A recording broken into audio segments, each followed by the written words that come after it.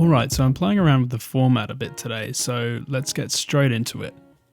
First, warm the milk to 37 degrees Celsius, then dissolve the yeast and honey into it.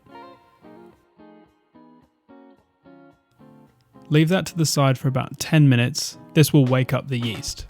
Next, get the strong bread flour and salt into a large bowl and give it a little mix to combine.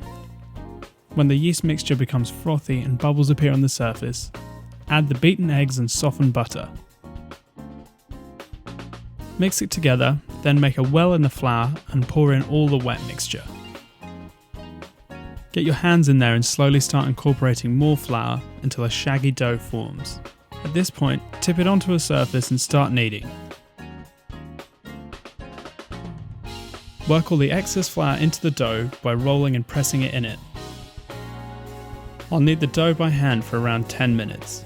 This can also be done in about 5 minutes with a stand mixer. The reason we knead dough is to stretch the gluten strands, eventually creating a springy and elastic dough. The dough should come together into a nice smooth ball, and if given a press, it should bounce back nearly all the way.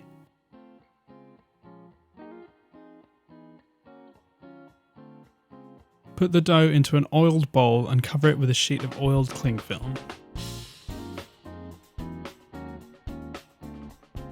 Now leave that in a warm place for an hour or until it has doubled in size. After an hour, knock back the dough. This removes all of the trapped gas.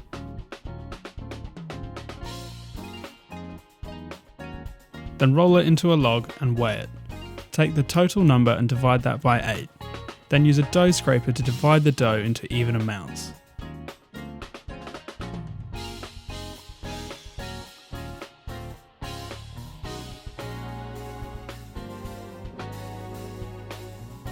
To shape these into balls, take one and stretch it back over itself to give one side lots of surface tension. Then, with that side facing up on the bench, cup your hand over the ball and roll in a circular motion. And as I'm doing it, I make a deeper cup until I form a sphere. To be honest, I'm not amazing at this, so I'll leave a great video by Jack Sturgis that better explains this kind of shaping down in the description. Once they're all done, get a lined tray ready and dust with some polenta, and then also add some polenta to a plate for pressing. Take a ball and use the palm of your hand to push one side of it into the plate of polenta, then flip it and do it again on the other side. Repeat this with all of the balls, then leave those to prove for 30 minutes.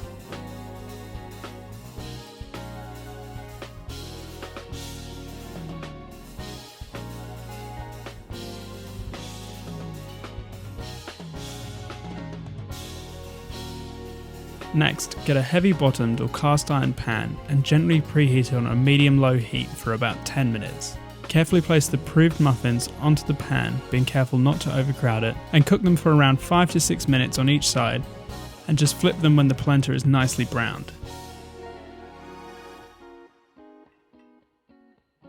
You'll know when they're ready because they've puffed up slightly, and if you use a probe, you should read 90 degrees internally.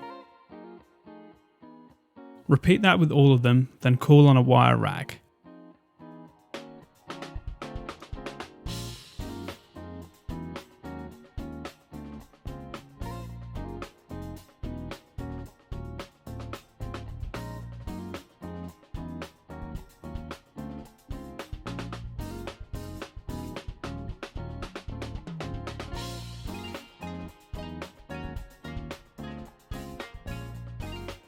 There you have it, lovely little fresh English muffins.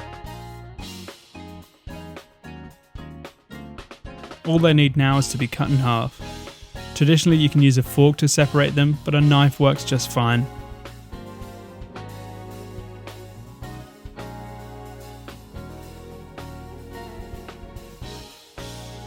Simply toast them and top them according to your liking. You can't go wrong with lots of butter and salt.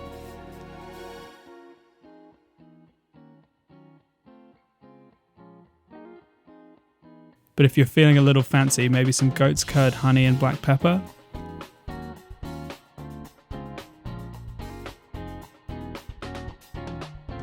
Or maybe go for the daddy of all breakfast sandwiches, the egg, bacon and cheese.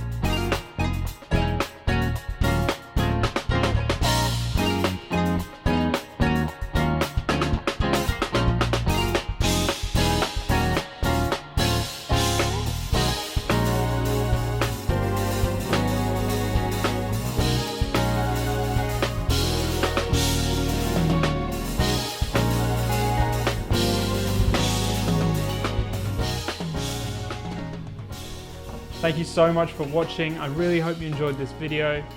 If you liked it, please give it a thumbs up and please consider subscribing. And don't forget, if you make anything from my videos, please tag me on Instagram. Cheers.